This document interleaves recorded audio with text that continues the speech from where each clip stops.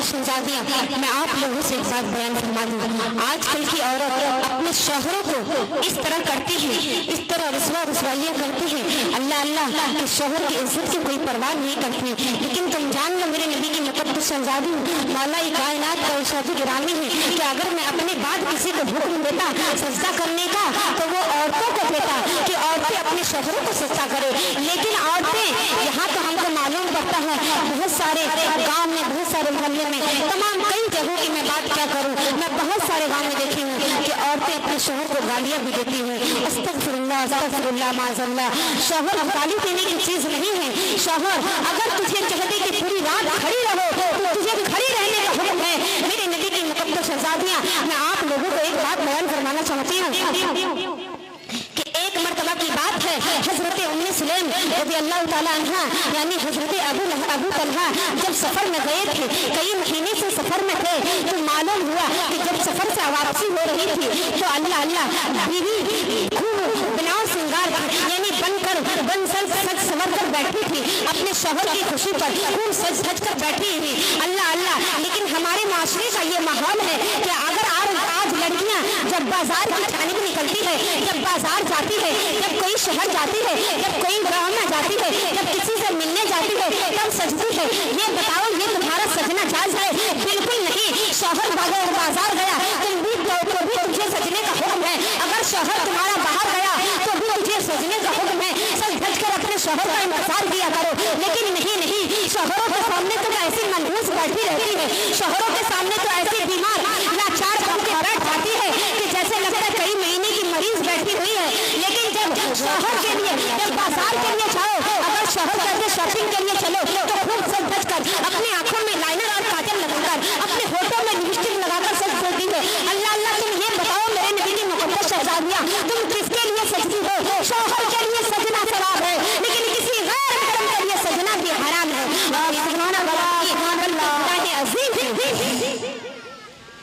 तो हजरत उम्मे सुलैम रज़ियल्लाहु ताला अन्हा जब सज धज के बैठी थी, जब शौहर के वापसी का माहौल हुआ, जब शौहर घर में दाखिल हुए, इतने में बेटे का इंतकाल हो जाता है। अल्लाह अल्लाह। बेटे की लाश को छुपा देती है, इस तरह से छुपा देती है कि जैसे कोई इंसान सोया हुआ है। अल्लाह अल्लाह। मेरे नबी की मुकद्दस शहजादियां, जरा दिल के कानों से सुनना। आज औरतें पहाड़ की जितनी बड़ी यानी कि सुई के नाके के बराबर भी अगर कोई बात रहती है तो शौहरों के सामने वो सुई के नाक के बराबर बात को भी पहाड़ बनाकर पेश करती है। एक हजरत उम्मे सुलैम थी जो पहाड़ के बराबर बात को भी सुई के नाक के बराबर भी बनाकर पेश की। सुनो, जब हजरत उम्मे सुलैम का बेटा इंतकाल हो गया तो बेटे की लाश को छुपा दिया। जब शौहर घर में दाखिल हुए तो सलाम अर्ज करती है, फिर शौहर के लिए अच्छे से खाना लगाती है, पानी लगाती है, शौहरों को मीठी मीठी बातों कहकर खाने खिलाती है, मीठी मीठी बात कहकर शौहरों के ऊपर यानी कि जितनी बातें होती है अपने शौहरों के साथ, जब शौहर खाने से फारिग हो जाता है तब वो क्या कहते हैं कि अपने शौहर और बीवी का जो मामला होता है वो भी शौहर और बीवी का मामला जो होता है, जो शौहर का मामला होता है वो भी कर लेती है। जब शौहर से फारिग हो जाता है, खाने पीने हर चीज से फारिग हो जाता है, जब बदन सुकून में इत्मीनान की जगह पे आ जाती है, तब शौहर को जब देखती है कि शौहर का मिजाज बन गया तो शौहर से बैठा कर देखो किस तरह से पूछती है कि ऐ मेरे सरताज, आप ये बताइए कि अगर किसी की अमानत मेरे पास है, अगर वो अपनी अमानत मांग रहा है तो क्या हम उसकी अमानत को दे दें या नहीं दे? अगर वो अपनी अमानत मुझसे ले लिया हो तो क्या इसमें नाराज होने की बात है या नहीं? तो शौहर ने जवाब देता है नहीं, जिनकी अमानत है वो अमानत अपनी बेशक वो ले सकता है, इसमें हमें नाराज होने की कोई बात नहीं है। अल्लाह अल्लाह। कुर्बान जाओ हजरत उम्मे सुलैम पे, जब पहाड़ की जितनी बड़ी बात को इस तरह शौहरों के सामने एक लुकमे के बराबर बनाकर पेश करती है। मेरे नबी की मुकद्दस शहजादियां फिर कहती ये बताओ मेरे सरताज, आप अल्लाह की अमानत हो कि नहीं? फिर कहते हाँ मैं भी अल्लाह की अमानत हूँ। फिर कहता कि ये बताओ मैं अल्लाह की अमानत हूँ कि नहीं? कहता हाँ तुम भी अल्लाह की अमानत हो। फिर कहते ये बताओ मेरा और आपका बच्चा जो है वो अल्लाह की अमानत है कि नहीं? तो कहता कि हाँ वो भी अल्लाह की अमानत है। तो कहती है कि आज मेरे साथ कुछ ऐसा ही मामला हुआ है, जो हमारा और आपका बच्चा अल्लाह की अमानत जो था वो अल्लाह रब्बुल इज्जत ने उसे वापस ले लिया है। अल्लाह इतनी बात को सुनते ही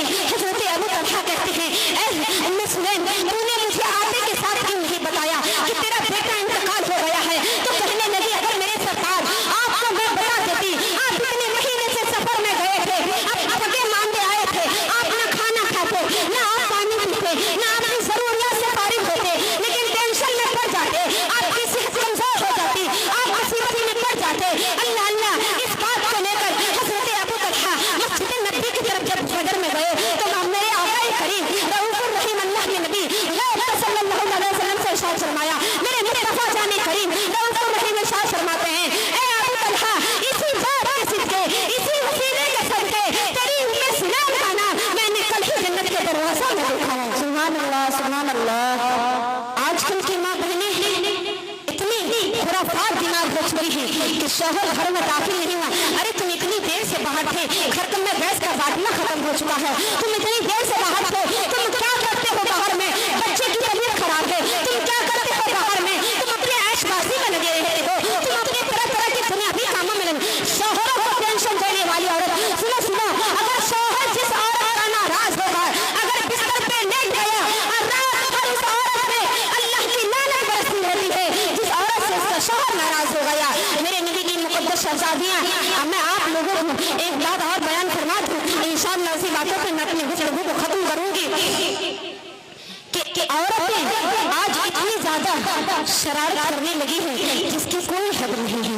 औरतें, और मैं एक बात बता दूं, मर्द भी आजकल के कोई शरीफ नहीं है।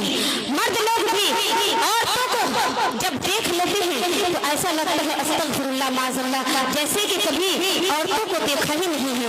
याद रखना, जब कोई मर्द या कोई औरत अगर रास्ते पे चले और किसी खूबसूरत चेहरे पे नजर पड़ जाए तो इस बात को सोच कर अपनी निगाहों को नीची कर ले कि मौलाई कायनात हमें देख रहा है।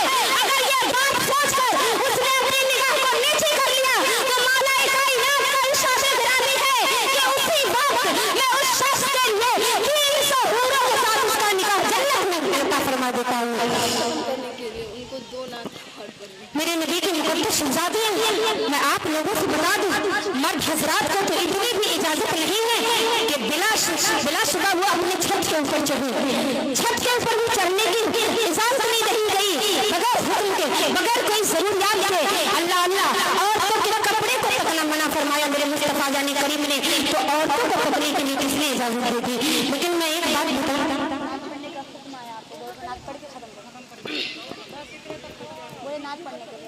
कि एक औरत 4 मर्दों को जहन्नम में लेके जाएगी। कितनी मर्द को?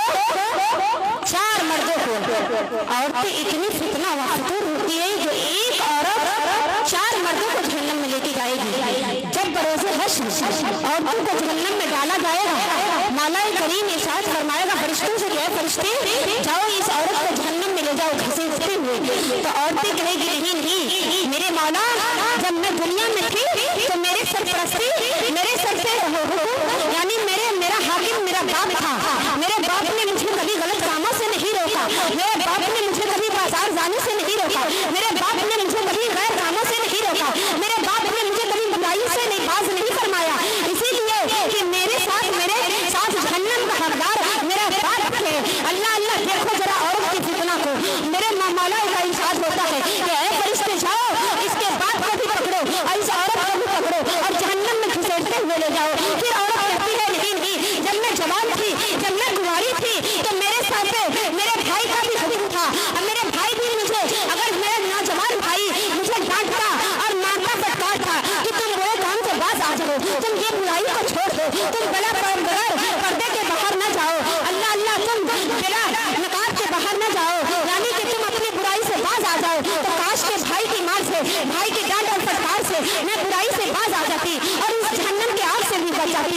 तो इसीलिए मेरे साथ मेरे जहन्नम का हकदार मेरा भाई भी है। मौला का इरशाद होता है, फरिश्ते को हुक्म देता है मौला कायनात, ऐ फरिश्ते जाओ तुम इसके भाई को भी पकड़ो, इसके बाप को भी पकड़ो और इस औरत को भी पकड़ो और तीनों को खदेड़ते हुए जहन्नम में ले जाओ। फिर औरत कहती है नहीं नहीं, जब मैं शादीशुदा हो गई तो मेरे शौहर का हुक्म मेरे ऊपर आ गया। अगर मेरा शौहर कहता कि ऐ औरत तू नमाज नहीं पढ़ेगी तो मैं तुझे तलाक दे दूंगा, ऐ औरत तू अगर मेरी बातों को नहीं मानेगी तो मैं तुझे अपनी जिंदगी से डिलीट कर दूंगा, ऐ औरत अगर तू अपने घर में इज्जत और आबरू के साथ जिंदगी बसर नहीं करेगी तो मैं तुझे अपनी जिंदगी से खत्म कर दूंगा। शायद उसकी तलाक की धमकी से मैं ऐसा अजाब से बच जाती, उसकी तलाक की धमकी से बुराई से बाज आ जाती और ये जहन्नम की आग से भी बच जाती। इसीलिए मेरे साथ मेरे जहन्नम का हकदार मेरा शौहर भी है। अल्लाह अल्लाह, मौला कायनात तो साफ फरमाता है, ऐ फरिश्ते जाओ इसके बाप को भी पकड़ो, इसके भाई को भी पकड़ो, इसके शौहर को भी पकड़ो और इस औरत को भी पकड़ो और इसकी तीन चारों को जहन्नम में घसीटते हुए ले जाओ। फिर औरत कहती है नहीं अल्लाह अल्लाह, अभी नहीं, अभी मेरे सर मेरा बेटा भी है, जिस बेटे को मैंने 9 महीने अपने शर्म में रखा, जिस बेटे को मैंने, जिसके लिए न जाने कितनी रात जागी, जिसके लिए मैंने न जाने कितनी रात भूखी सोई, न जाने कितनी ताने मसले सुने, दर्द तरह तरह के दर्दों से मुश्किलें मुश्किल